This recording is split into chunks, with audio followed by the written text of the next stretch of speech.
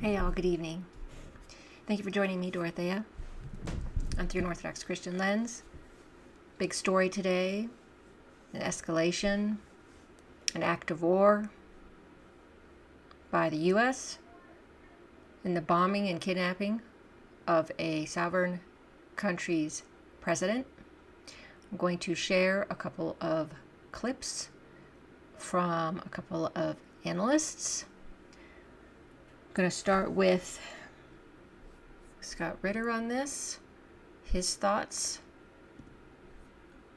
But what the president did here is he created a made-for-TV narrative.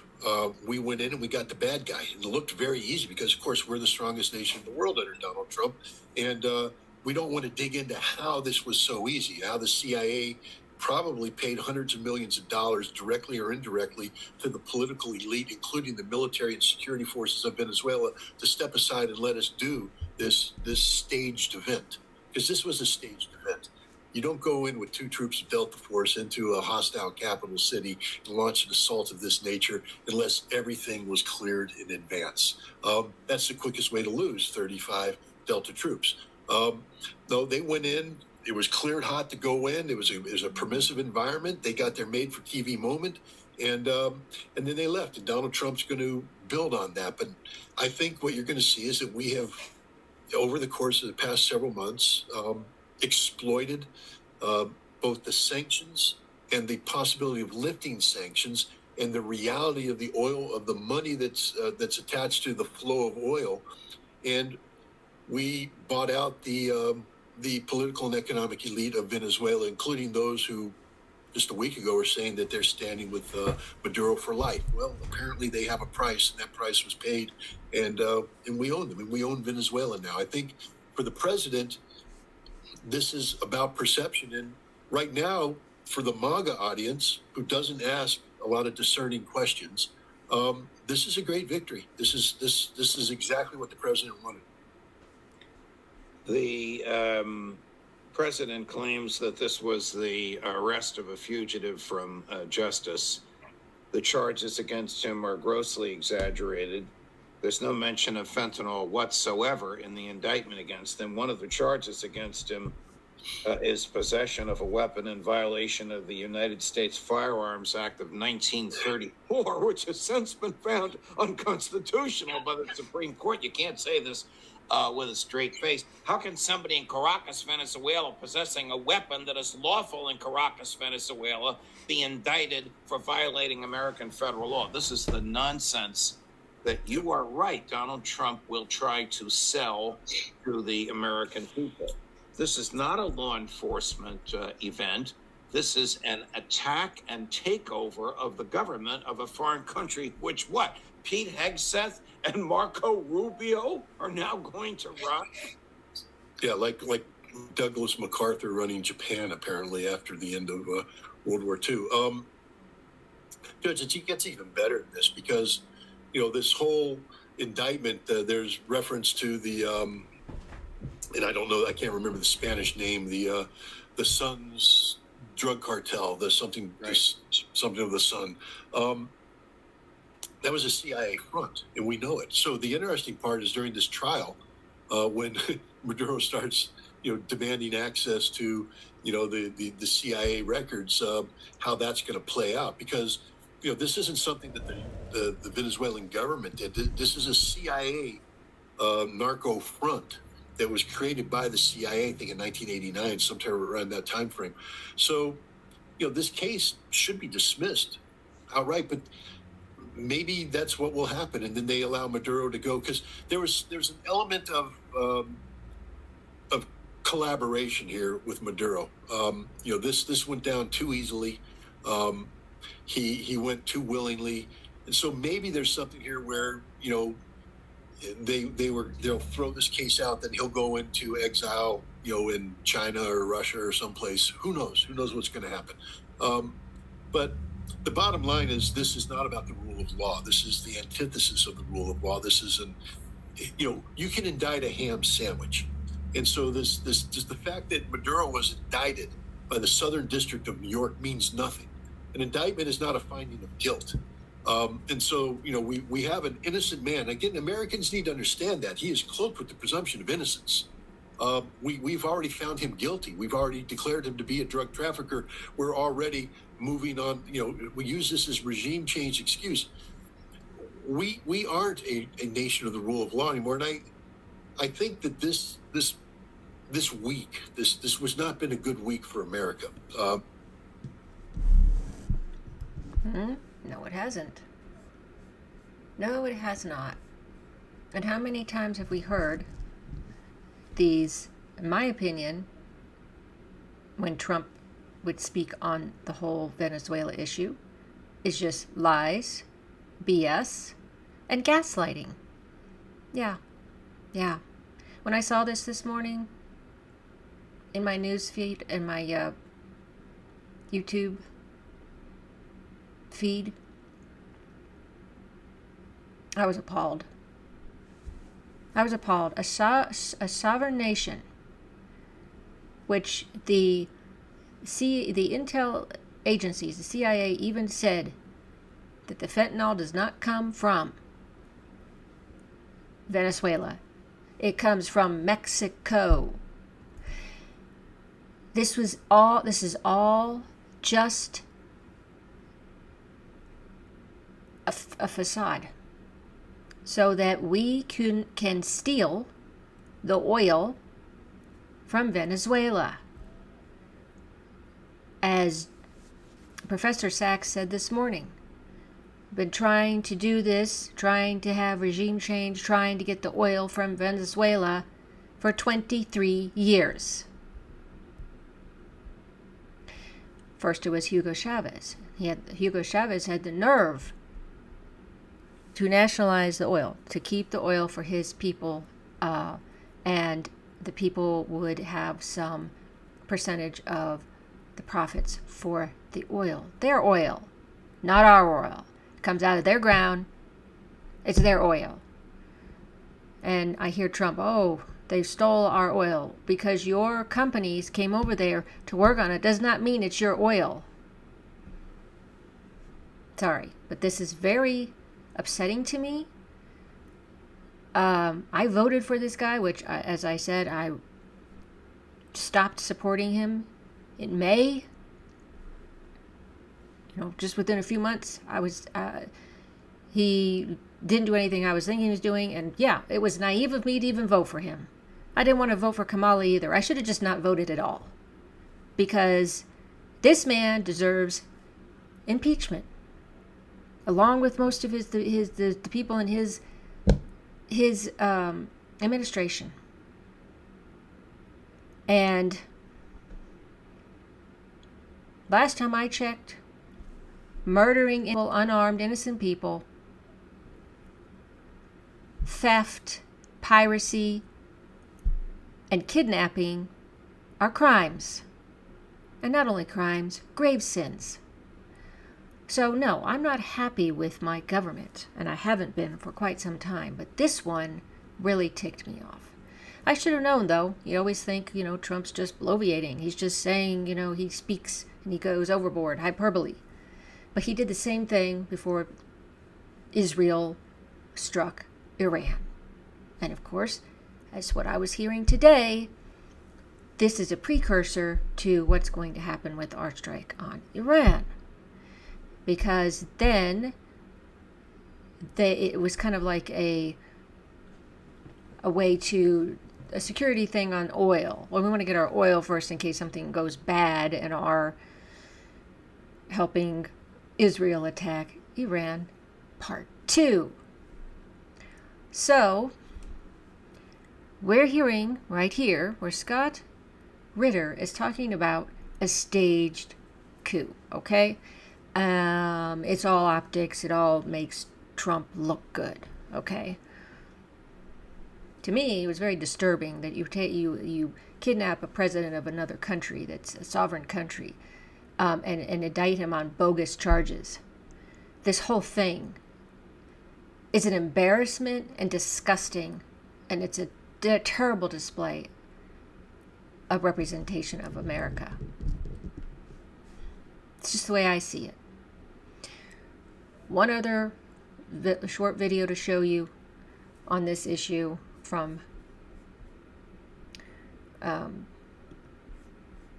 Larry Johnson, former CIA analyst. I'm going to start here.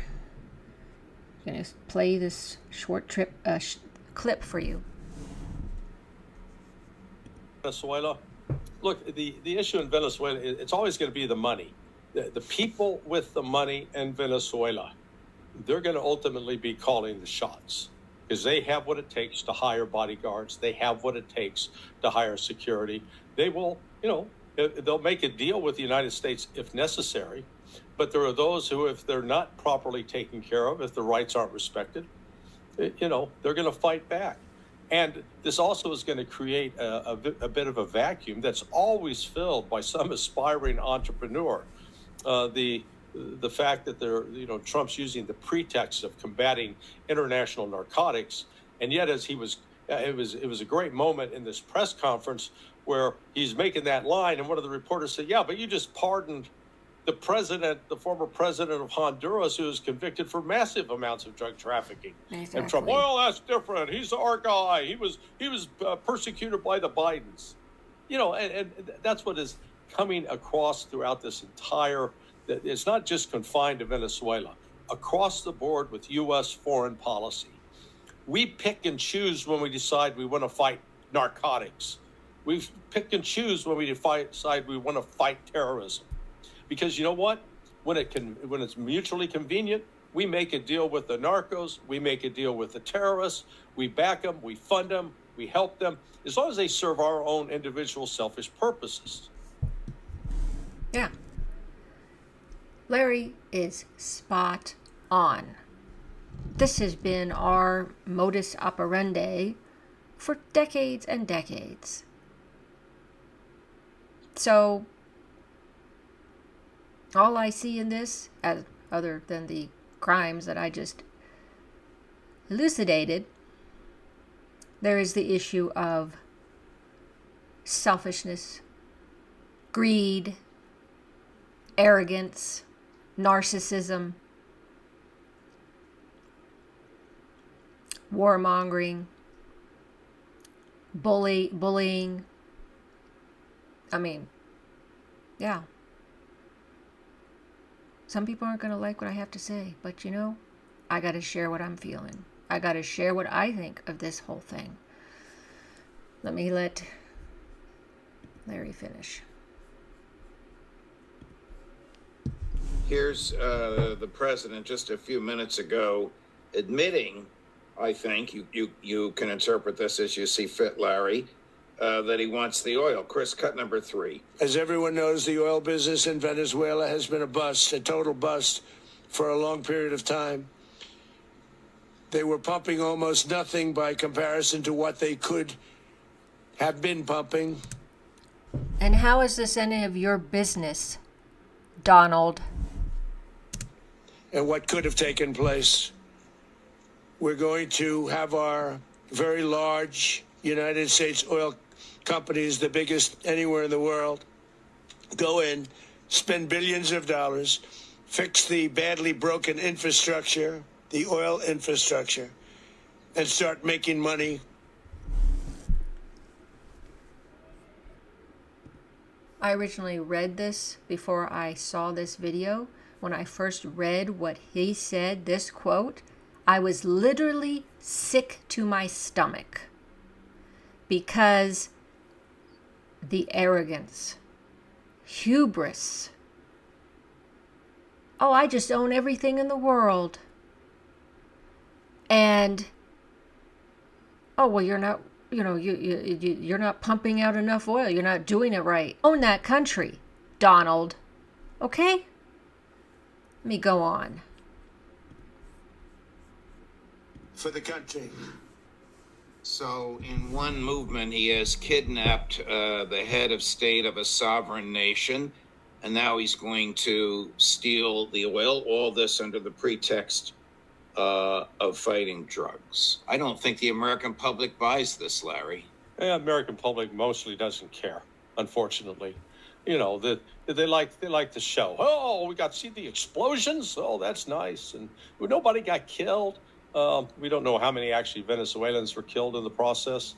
They'll keep that. Who's care? They're Venezuelans. They don't matter.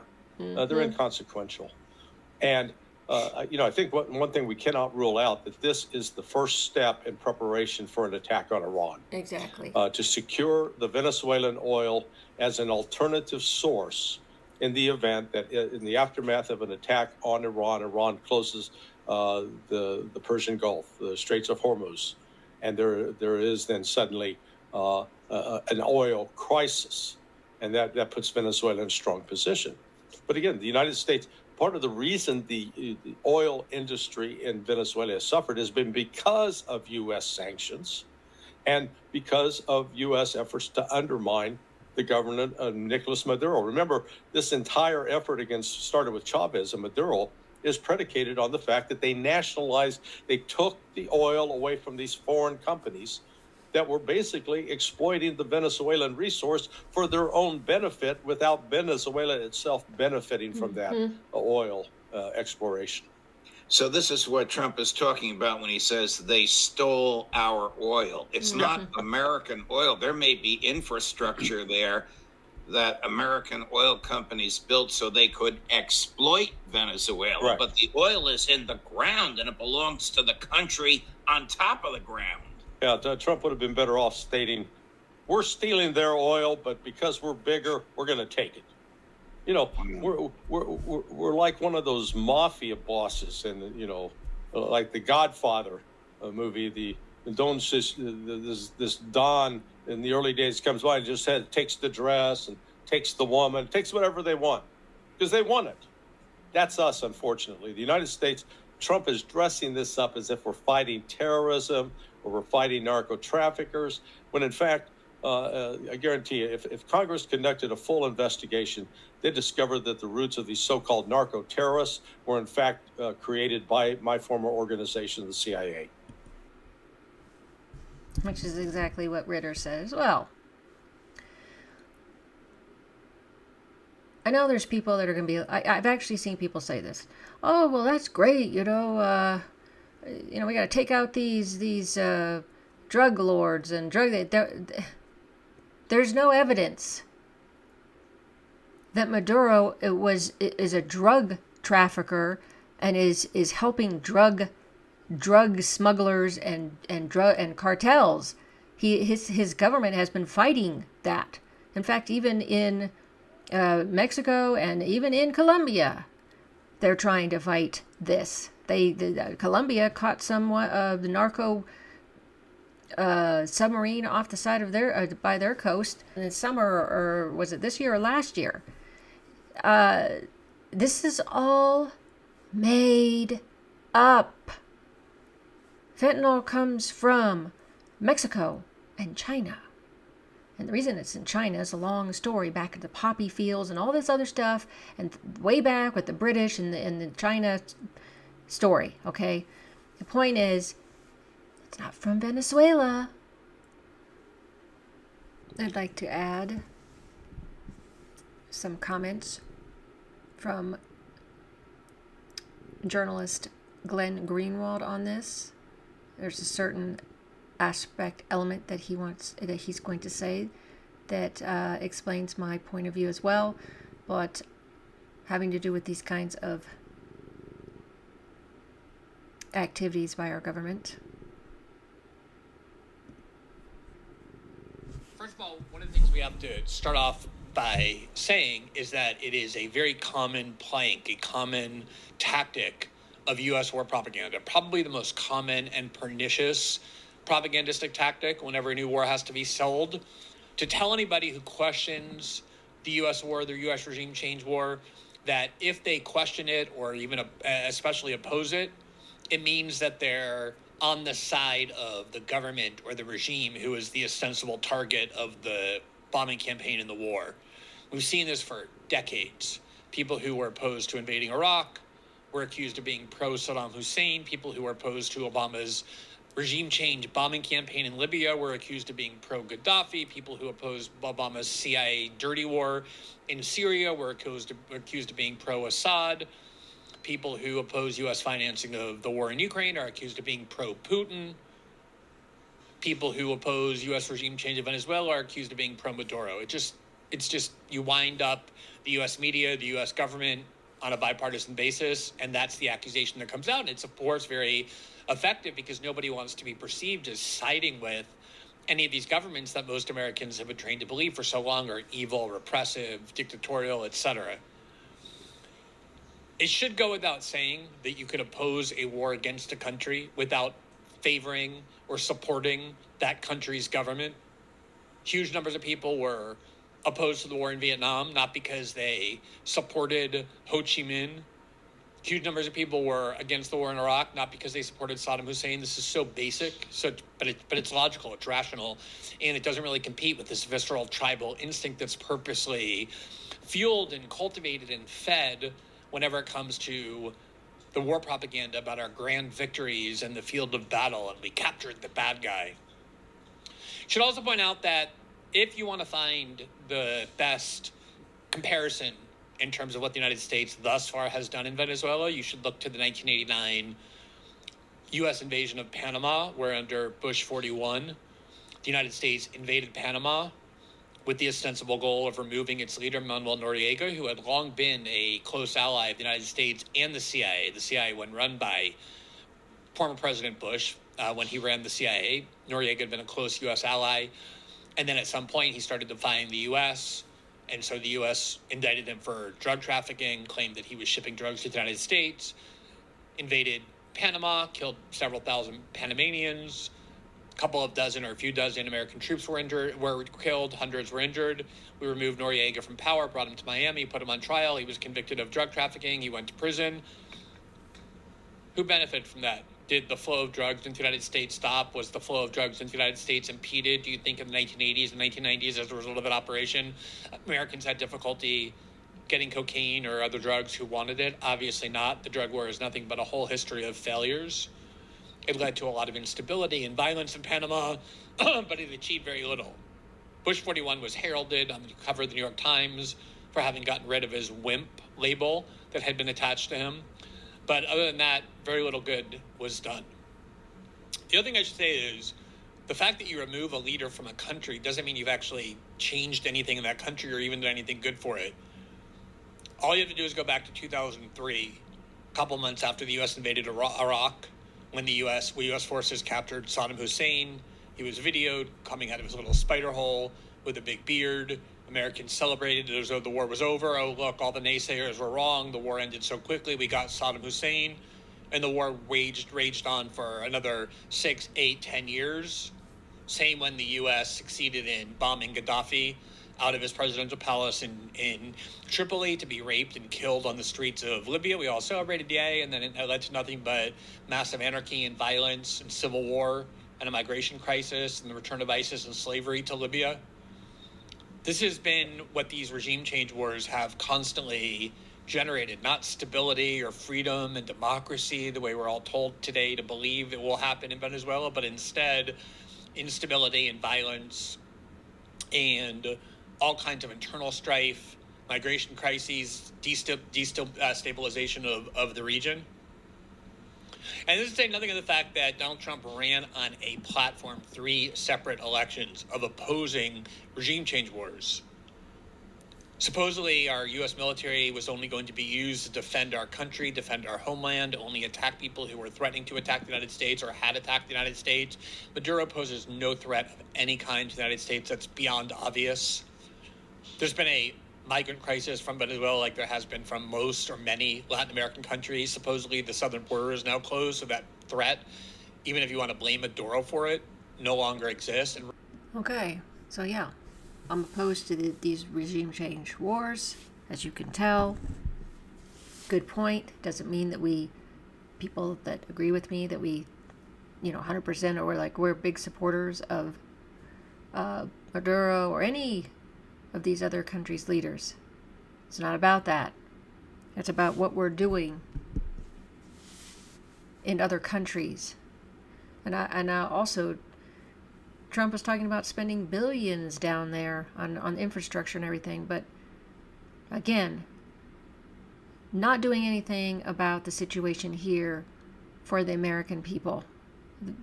Constantly use our tax dollars for these kinds of neocon wars and regime change wars. So, I just wanted to show that part because it's true. People who have opposed these wars, it wasn't about supporting a foreign government, which can't be said the same for people who are, putting Izzy, that's Israel, before America. And he was right on. The war on drugs has been a failure this whole time. None of this has ever worked. And in this case, it's just made up. Like I said, part of the reason why I started my channel was to have the freedom to express and to share my opinion, to say what I needed to say. So that's what I'm doing this evening. I'm not going to carry on any longer. I got this off my chest. To all those who stuck around to watch this and listen to my assertive opinion, thanks.